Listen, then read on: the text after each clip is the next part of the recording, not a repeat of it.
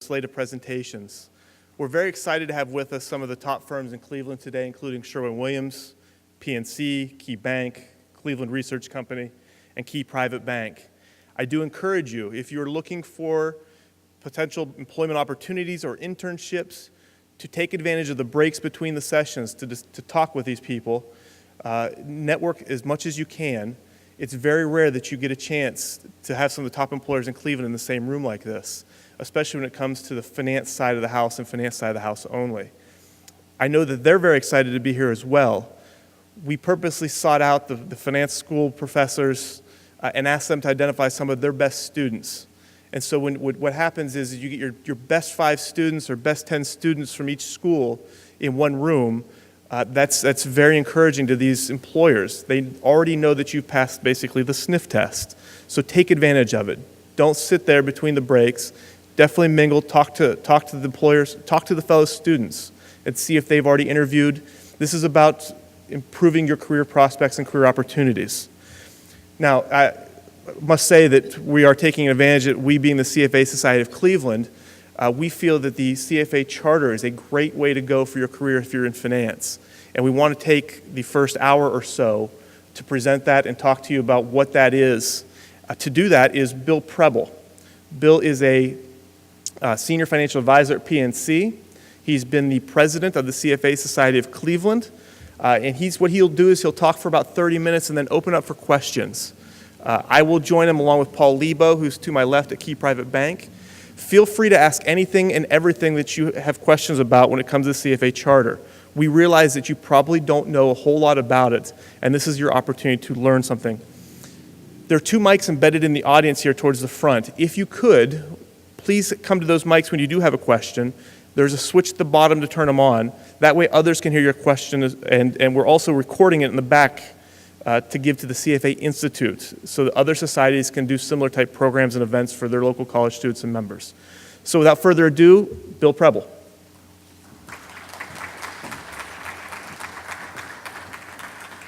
Thank you, James, very much. It's great to be back here. Certainly on behalf of the CFA Society of Cleveland, we wanted to thank all of our sponsors, but most importantly, thank all of you for taking time out of your schedule. We recognize you're very busy, and it's an exciting time in your lives. Had the opportunity last year, right around this time, to speak to this group, and it's great to be back today. So what I thought I'd do today is, certainly we want to give a very high-level overview of the CFA program. Myself, I am a charter holder. I obtained that designation back in 2000. I'm a 20-year professional. I've been in the trenches. Presently serve as an investment manager, or we're now referred to investment advisor. We seem to change our name every year, at PNC Bank. I was a legacy National City Bank officer. So I certainly want to give you some perspective on the CFA designation. In addition to that, I thought I'd share with you kind of the state of the financial industry and the investment industry. In my opinion, you're entering or consider entering the industry at really one of the most exciting times. I think the outlook is tremendous. I've been serving in the industry for 20 years now, and I just find that the opportunities in front of you are certainly incredible. And then finally, I'd like to share with you just a couple of basic ideas on how you can best position yourself in the industry as you're going out and trying to seek a career or obtaining that opportunity. So, obviously one of the ways to do that is obtaining the CFA designation, the charter, but also I'm going to share with you some other ways to do that. So how's the lunch? Good? Good? Great. Looks like everyone's enjoying that. So I want to take you back, as I mentioned, 20 years in the profession.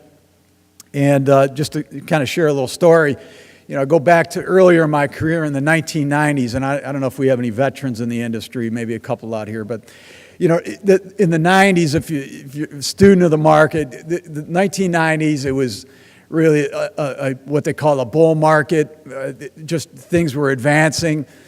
The sky was blue. If you could visualize a lake, very placid, with the blue sky, and things looked very, very encouraging. And so investment professionals and the public were extrapolating these unsustainable returns. And I want to share a personal story with you in the sense I vividly remember this as if it was yesterday. This was at the height of the IPO craze, the initial public offering. And the name of the company escapes me, but I remember in the position I served as advisor, we had access to this offering. The stock, they priced the offering at $15. It opened at $250, if you can believe that. I mean, it doesn't take many of those to make out a fine portfolio. And it just struck me that this is just unsustainable. I mean, those types of returns overnight, companies without fundamentals. And in my opinion, it really served as a wake-up call. I remember having a conversation with a client around that time, and he uttered what I consider to be the 4 most dangerous words in the investment vocabulary. Does anyone know what those are? This time it's different. It's never different.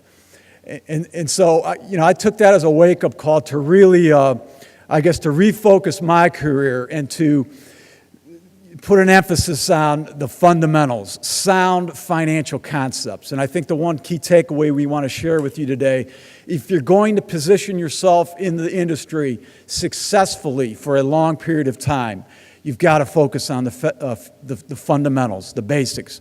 There's no better way to do that than by obtaining the CFA charter. By a show of hands, I mean, is anyone familiar with the charter or at least considering it? Okay, so we've got a mix. So those that are, we're going to share with you a couple of resources at the end of the presentation to at least tap you into how you can find out more about it. Upon the conclusion of my remarks, we're going to have a 3-panel set up here, and you'll be able to open questions up.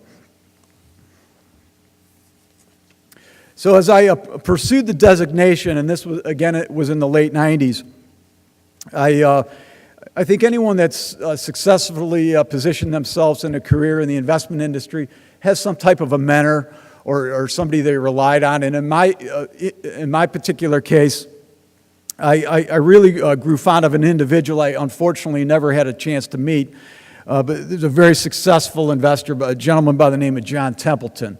Had an opportunity to meet many of his fellow peers and employees and tour the facilities. But John, if anyone here, John Templeton, I know some of the veterans out there probably did. John was really the father of global investing.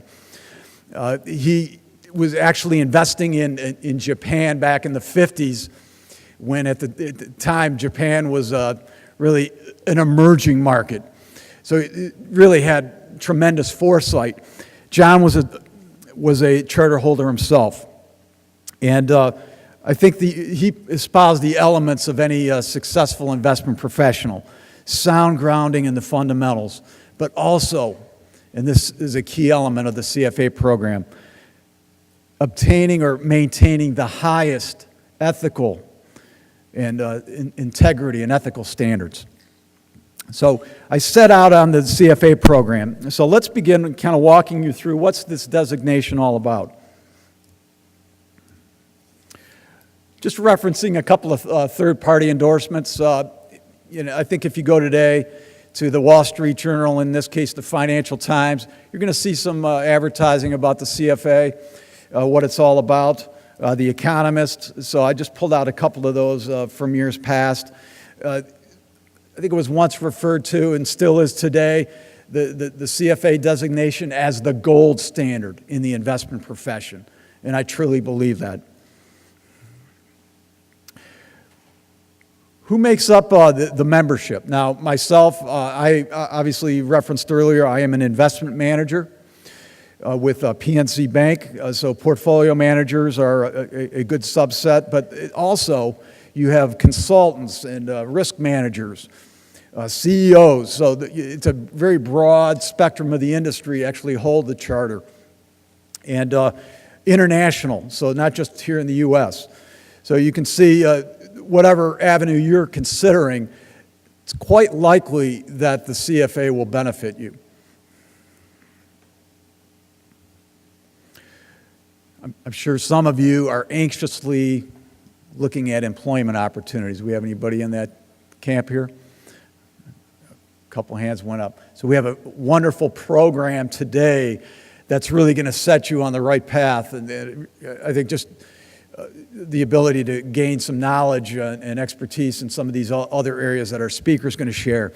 But as you're looking at career boards, job opportunities, I mean, you see the CFA designation is preferred. It's a plus. In many cases, it's required. I know I can probably say in my position, I probably, well, certainly would not have obtained my role without that designation. So that's important to keep in mind. So what is the program? What I'm going to do is walk you through some of the key elements. This is going to be very high level. I'm going to be around after if you have further questions, and then certainly as the panel comes up, this is going to be an opportunity to take a deeper dive. So it's a very rigorous program. It encompasses a wide range of curriculum. It's actually a three-level program, three-level design program. So you essentially would be sitting for an exam once per year. Upon the completion of the level, as we'll touch on in a moment, there is a professional standard that you would have to adhere to, and then upon successful completion of those exams, you can petition for the charter. It's very practical, education-based, but it's also places a very high emphasis on ethics.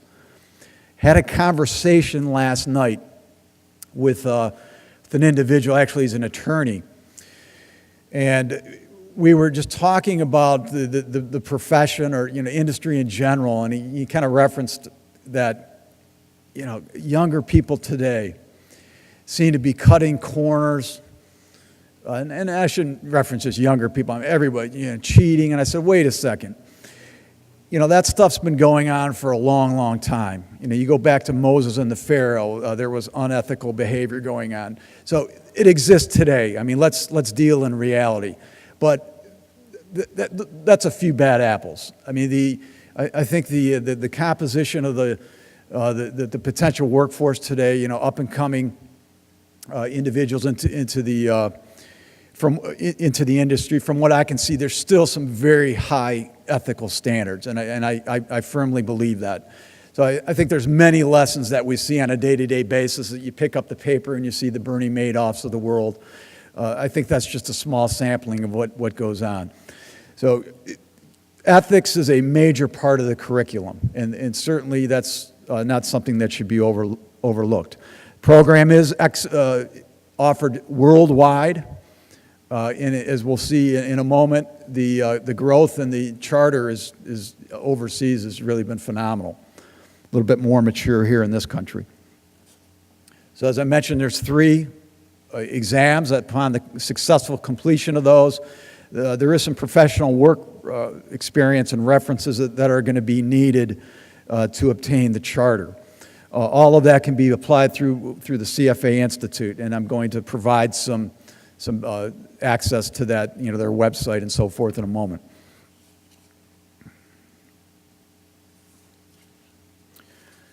Let's just take a quick moment and glance at that. I'm going to grab a little water here. So you can see the 3 levels encompasses the basics, investment tools. Probably a lot of that you're getting now or been sitting through the curriculum at school. Analysis of the major asset classes. So as the levels progress, then you get to the level 3, which is a very in-depth case study, portfolio management, and wealth planning scenario. So a lot of that information adds to itself over the 3 years. And you'll notice that in all 3 of those levels, the underlying theme ethics. And any of our current CFAs, Dr. Bethal, or otherwise, you can correct me, but I think this is still current. You can see the way the program is designed. Level 1 still multiple choice. I think they're going to a little bit more of that. item sets in level 2, and then you do, I believe there's some essay. Am I correct, Dr. B? Level 3, still some essay there. So that's kind of how it's laid out. A very wide scope of what knowledge is going to be required to obtain that charter. This is a little outdated, but I can tell you the most recent numbers are probably pretty consistent with this. Less than 40% on the pass rate, level 1. Not sure why that trend is going down, other than there's a lot more candidates. So if you think you're going to just walk into and it was kind of funny when in my first year, when I actually sat for the exam, a couple of people were sitting there in the front row, eager to get started. They opened the exam, and about 5 minutes later, they walked out. So it's not one of these where you're going to cram for a week and a half and show up and think you're going to pass the exam. It's just not going to happen. So fortunately, through the CFA Society of Cleveland, we provide a number of resources, and we're going to encourage you on your journey through the CFA program to achieve that charter. I know in years past we've offered mock exams. I'm sure that's something we're going to look to do in the future. But we're really here to encourage our up-and-coming members. And so I would venture to guess that our pass rate, at least those affiliated with our society, are a little bit better than what you're seeing there. I think somebody actually did an analysis. Over 750 hours would require to master that material, 18 hours of exam questions. So it is a commitment. And I guess one of the nice things is now the level 1 is offered in December in addition to June. So when I sat for the charter, back in the late 90s, you're sitting there on a day like today. I mean, is that a great place to be in the library studying finance? And it's 80 degrees outside, so it's challenging. So there's a very high level of discipline involved. I would say that most would suggest you start early. Myself, I started in January, kind of paced myself up until the culminating event of the exam in June.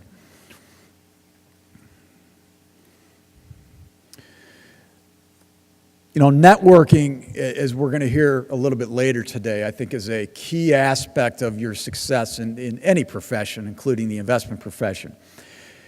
And so as a CFA member, I mean, you have access to not only to the Cleveland Society, which is over almost 500 members strong, but also, worldwide local societies. It's just an excellent opportunity to tap into a, wide range of people in different markets, different roles, different positions. Once a member, we encourage your involvement in the board, so there's opportunities to travel and meet some of these other members worldwide. So before we get into, the mission, I kind of wanted to allude back to the earlier example I gave. So talking about the 90s and, how up until the tech bubble, things looked pretty smooth. And the 90s was the advent or the formation of what I call the do-it-yourself investor. What do I need an advisor? What do I need a portfolio manager for? I can just buy the index, so the markets are ratcheting up every day. And I guess in large part that was true, but eventually that changed. And we all remember, unfortunately, 9/11. That was kind of the turning point. And I vividly remember that Tuesday morning in the office and seeing that what was unfolding. And that to me, again, it struck home that the value of being able to serve my client in what was obviously going to be going forward over the next several years, a very demanding investment market. Do we have any whitewater rafters here? Anyone out there? So who's the most important person on the whitewater raft trip? The guide. You've got to have somebody.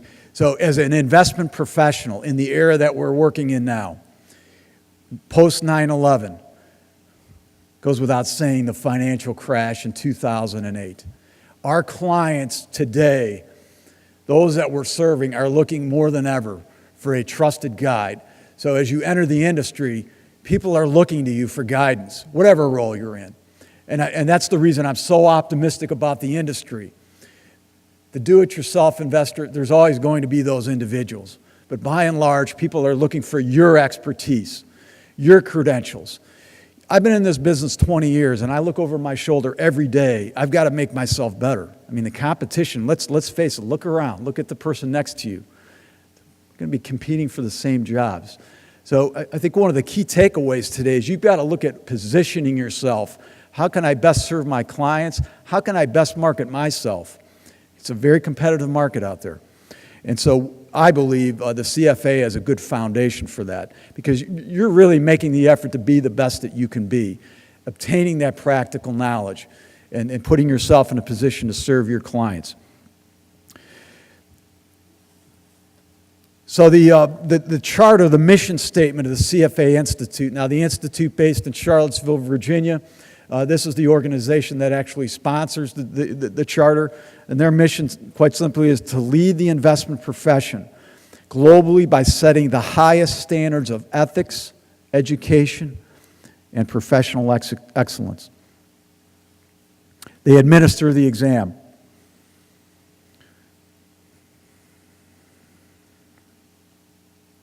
Yes, a number of years ago, they set up a financial and market integrity division, and they're very active in the media. I see them on CNBC all the time. They've penned some articles in the major financial journals. So this group was set up to really deal with the ethical issues and the standard issues. And those have really been pushed to the forefront. You know, as the financial crisis unfolded, everybody's pointing fingers. You know, you should have done this and you should have done that. So that's why it's so important to obtain those, maintain those standards. And I think it's good to know that we have the Institute behind us in that regard. We're promoting to the individual investor that as a charter holder, we are maintaining those standards.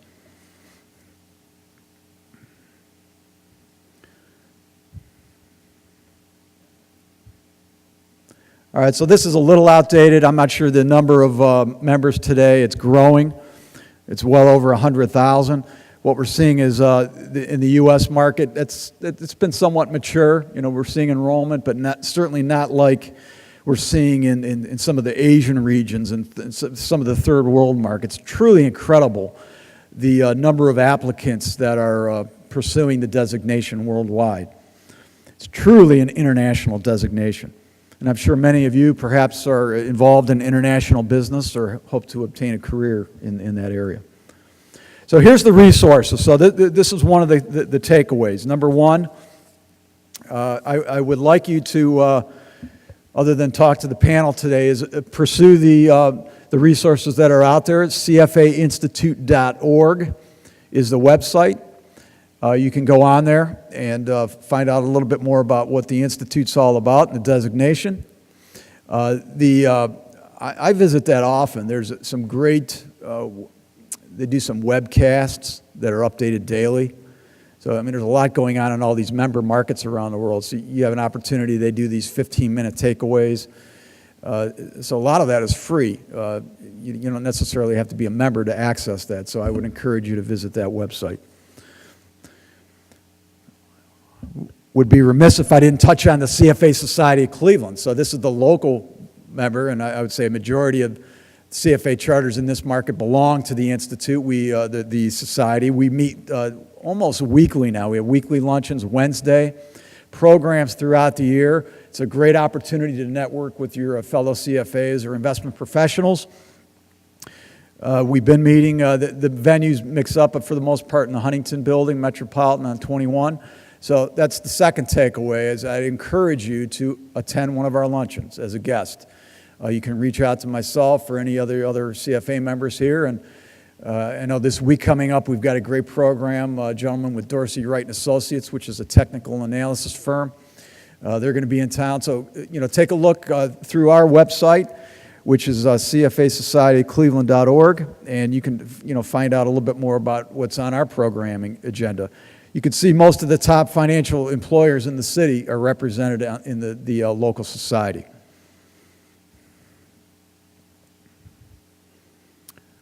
I'm not sure, how many programs did we have last year, Gentry, do you know?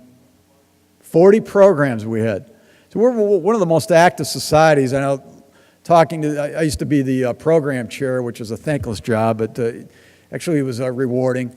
And I know some markets, once a month they meet. We try to meet weekly, or at least, 3 times a month. So, we're very fortunate to have a vibrant CFA chapter here in Cleveland. And again, I encourage you to reference the CFA Society website. Okay, and then the third takeaway is, going back to what I talked about earlier, being the best that you can be. I think one of the habits you really should get involved with is, just reading the financial journals. I mean, it goes without saying. I mean, do we have any Wall Street Journals readers? You really get, okay, excellent. So you've got to get into that process. Now, I'm a very big advocate of Investors Daily. And the reason I read that publication, I look at the journal, but it talks about, just using one example, the New America.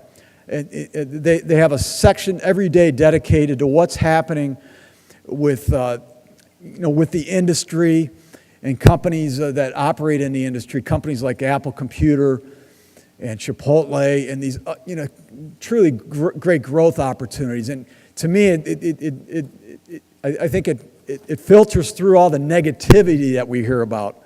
Markets are down, and the outlook is cloudy. And I think by getting yourself in that habit of looking at the positive things that are going on in the industry, I think it's going to be very valuable, aside from the knowledge that you're going to obtain. So with that, I would like to ask the panel to come up, and then this is going to be your opportunity to ask any of us on a professional level or anything more you would like to know about the CFA program. Thank you.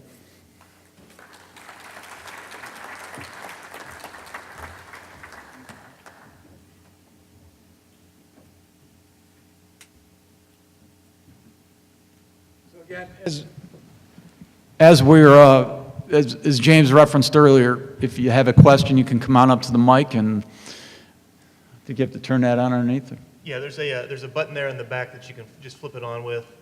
I do encourage you to ask some questions. Anything that you have about the CFA charter, the process of obtaining it, the weekly luncheons, etc. But just to do a quick introduction, I work at Key Bank. I've been there now for 7 years. I was an interest rate derivatives trader for the first 6 of those years, and am now in the foreign exchange and international sales division. So I basically sell our ability to convert currencies for large corporations. On the derivatives side, I moved out of that, and if you've read the newspapers and heard anything about Dodd-Frank and Volcker and trading at banks, not the best career choice right now. So stay away from that. But love my experience in the CFA Society of Cleveland. I joined in 2008, became a board member that same year, did the University Relations program for a while, and I'm now the programming chair, which Bill is absolutely 100% correct. It is a thankless job. Good afternoon. My name is Paul Lebo. Very happy to have all of you here today. I'm a portfolio manager with Key Private Bank here in Cleveland and help to wealthy investors to reach their objectives within the constraints that they have. I can tell you I'm a CFA Level 3 candidate, and the program has been terrific for professional development. And I asked Paul to be a part of this panel specifically because we have a lot of students in the room that may be considering taking that exam process. Paul's taken the exams recently, can answer your questions there about it. So I guess we'll open up the mics to questions.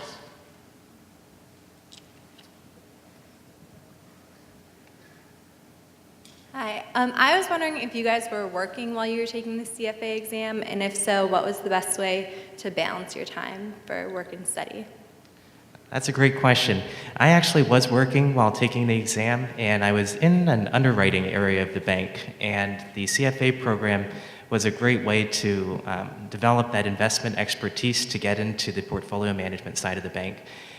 In the underwriting side of things, working about 8 to 5 every day, so I had to study a lot during the evenings or on the weekends. And also you'll find that a lot of employers support the CFA program, so they'll give you a week to study on work time. The other thing I'll add to that too is being, if you're coming straight from school and you can start it while in school, a lot of it is material that you're going to cover in some of your capstone classes. So you'll have an advantage there. You can kind of double up. Plus, you're in a mode where you're able to kind of sit down and focus. As you progress further in life, and maybe you get married, you have children, and there's more pulls on your time. So if you can start it early, it is much simpler, even if you're working. Just because you're coming from that mode that you're used to going home at night and opening up the textbooks and studying it. So I would strongly recommend if you're looking to do it, the earlier you can start, the easier it is. Yeah, I would also add, as I mentioned earlier, I was about 6-7 years already into my investment career, but just sharing with you, the Templeton Group is shared with me, and really one of the reasons I pursued the designation. They talked about you're going to be successful in this industry, whatever capacity.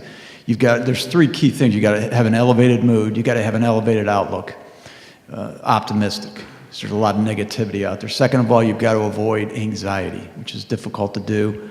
In my role, I deal with clients every day that are very anxious, so I've got to maintain some level of stability. And then third of all, which relates to the program, you've got to stay disciplined. You've got to have a disciplined study regimen set up. So in my case, evenings and Saturdays, and spend a little time every week. Don't wait till the last minute. When you do sign up for the exam, the Institute will send you, along with the study materials, I think 6 postcards? 6 postcards. I don't know if it's just their sense of humor, which it's a poor sense of humor if it is, because these postcards will say, my golf game's really suffering. And you're allowed to send it out to your family and your friends, because odds are you're going to spend one of those days you'd like to be golfing, studying. So you do have to forego something, but it's a short-term trade-off for a very long-term gain. Thank you. Yes, sir. Could you speak on any supportive programs that may be out there offered by local colleges or the CFA Society to help you stay on track and to develop your skills to prepare for the exam? Absolutely. CSU actually has a program here, and it had been sponsored by Stala up until the past year, and is now sponsored by Schweizer, which is a test prep provider. It is taught as part of the curriculum, I believe, so you do get college credit for it. I know that some students is there any students from Akron in that? So I know that there was one student from Akron who had registered for the program and was able to get credit hours at Akron by coming to school at CSU. It's on a Saturday. So that's one route. I know Cleveland State does offer that class. The second route is, I mentioned before, Schweizer itself has online study tools and notes that you can purchase. It's more of a self-study, but they do also have online classes which you can attend, which keeps you on track. And then finally, the CFA Society of Cleveland doesn't have anything formal. We have a lot of members that teach in that Cleveland State class, but we do try to set up and help people find study groups. If group study is the way that you want to go and it works for you, we will help you find other candidates that are studying for that exam. All you have to do is contact us, let us know that you're taking it. We already know that. We're given a printout by the Institute of who locally is taking it. But if you reach out to us, we'll be able to tell you some other people and see if they have an interest in partnering up with you. I use the Schweizer program myself, both the self-study guides that they provided, but I also attended they did a 2 or 3 day workshop in Chicago about 2 weeks prior to the exam, and I did that both for level 1 and level 2. The bottom line is your time is money, and I know it's a tough investment. Getting out of school or currently to make the investment not only in the designation but also the study program. But how would you like to go through all of those hours studying and then get into that exam and you're not prepared the best possible way that you could be? So I kind of viewed it, all right, this is an investment that's going to help me succeed. So obviously that's an individual decision, but I would strongly encourage some type of study program. And I would just echo the comments. Schweizer has been a great study program for me. I do know a couple people who took the CSU prep course for level 1, and one of them in particular, you actually need about a 70% to pass the test, and he took the CSU prep course and he had a 90% on the exam. So I think it just goes to show what a good program that is. Could you speak a little bit about technical analysis within the industry and also perhaps on the CFA exam? Do they test that? Do they incorporate it at all? Well, the technical analysis? Yes. Is that your question? Okay, there's very little in the material because the CFA program is fundamentally based, sound fundamental tenets. They touch on it on a very high level. However, being a practitioner in the industry, I do use financial technical tools very actively.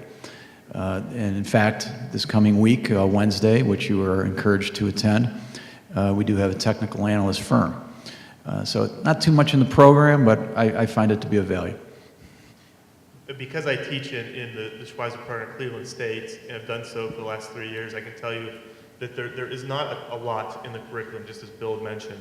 However, there's been more the last 2 years than I can ever remember. They've added to the quantitative section of the exam more technical analysis. I think that speaks just the fact that what the Institute wants for people to take these exams is to have a well-rounded education and know what other people are using as well. Because if other people are trading off technicals in the market, and I can say this from a trader's perspective, while I was very much a fundamental person, you can only stay solvent as long as you can stay liquid. And if the market goes against you for technical reasons, because more people are looking at technicals and trading it, you have to be aware of it. So it's certainly